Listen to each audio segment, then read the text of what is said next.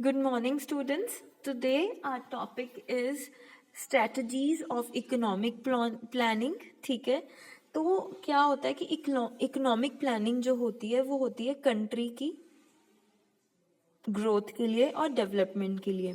In order to achieve these objectives certain activities are undertaken. ठीक है, तो उनके कुछ ऑब्जेक्टिव्स होते हैं इकोनॉमिक प्लानिंग के, उनको हम जब कैसे अचीव करेंगे तो हमारी कंट्री में जो है 5 ईयर प्लान्स होते हैं. ठीक है, तो इस वक्त हमारा कौन सा 5 ईयर प्लान चल रहा है? तो बेसिकली पहले होते थे 5 ईयर प्लान्स, अब चल रहे हैं 3 ईयर प्लान्स. जो 5 ईयर प्लान्स है उनको नीति आयोग ने रिप्लेस कर दिया है 3 ईयर प्लान के साथ.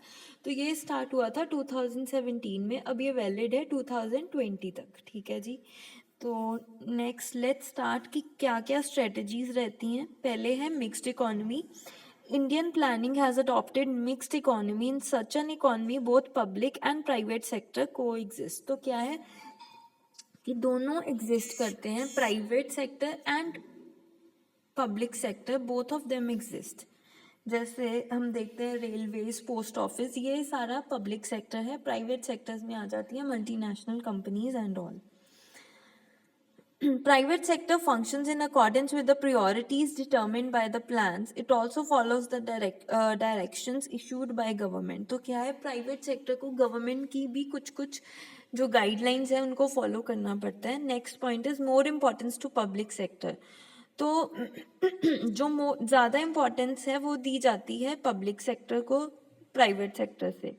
उसके 3 रीज़न है, क्योंकि जो प्राइवेट सेक्टर है उनके पास ज़्यादा रिसोर्सेज नहीं है. ठीक है, सेकेंडली जो प्राइवेट सेक्टर है वो इंटरेस्टेड नहीं होते कि वो कंट्री की प्रॉपर डेवलपमेंट करें, जैसे इरिगेशन, पावर एंड प्लांट, ये सब चीज़ें बैकवर्ड एरियाज़ की.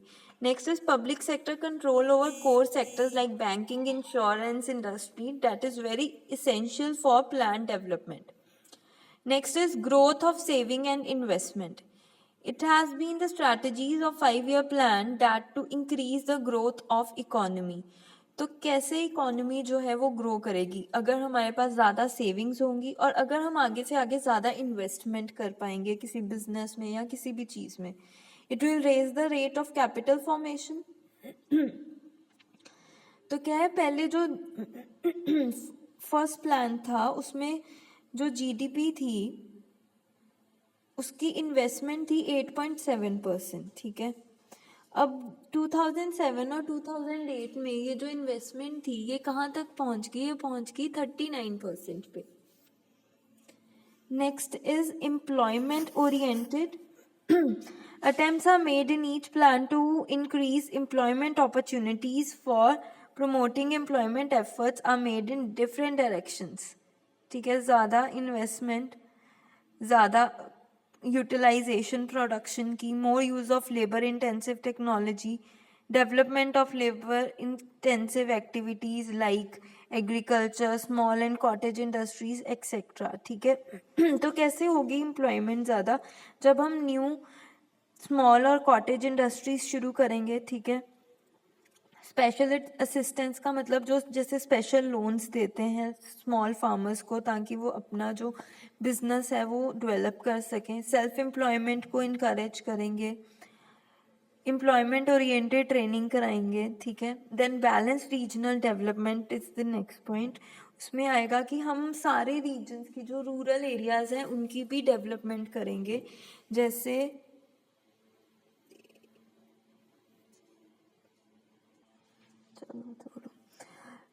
तो बैलेंस रीजनल डेवलपमेंट में आएगा कि हम ज़्यादा लोन्स दें, जैसे जो रूरल एरियाज़ हैं वो डेवलप हो जाएं. ठीक है, साथ ही साथ वो अपनी जो छोटी छोटी इंडस्ट्रीज़ हैं वो डेवलप कर लें. ठीक है, तो हर या फिर जो स्पेशल रीजनल प्लान्स होते हैं, हर एक रीजन के लिए कुछ स्पेशल प्लान्स होते हैं, वो हम यूज़ करें. Next is self reliant.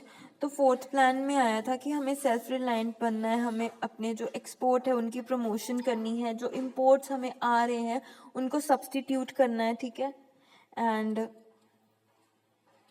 जो एक्सटर्नल डेट है उसको लिमिट करना है. Next is 7th is progress of backward class.